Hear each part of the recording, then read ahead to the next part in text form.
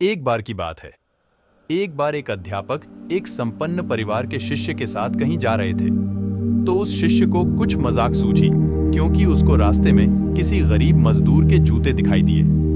उसने अध्यापक से कहा, गुरुजी, अगर हम इन जूतों को छुपा दें तो कितना मजा। देखते हैं कि मजदूर पर इसका क्या असर पड़ता है।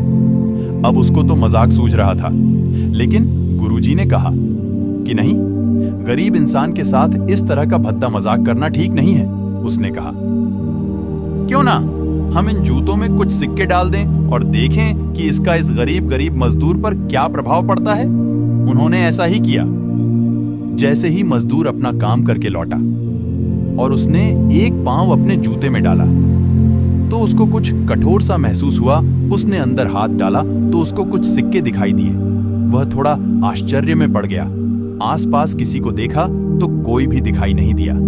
वापस उसने दूसरा पैर अपने जूते में डाला और वापस उसको उसमें कुछ सिक्के दिखाई दिए। अब दोनों जूतों के सिक्कों को उसने अपने हाथों में रखा और प्रभु की तरफ इशारा किया। हे प्रभु, पता नहीं किस भले मानुष ने यह सिक्के मेरे जूतों में छुपाए हैं, लेकिन जिसने भी छुपाए हैं उसको मेरी दुआ है ताकि इन पैसों से मैं अपने बच्चों और पत्नी के लिए कुछ खाना और दवाइयां ला सकूंगा। और इतना बोलकर वह चला गया। इस बात को शिष्य और अध्यापक दोनों सुन रहे थे। अब अध्यापक ने शिष्य से पूछा कि अब तुम मुझे बताओ कि तुम्हें कैसा महसूस हुआ, तुम्हारी पहले वाली मजाक या मेरा यह तरीका। तो उसने कहा कि गुरुजी, मैं आपसे क्षमा चाहता हूं।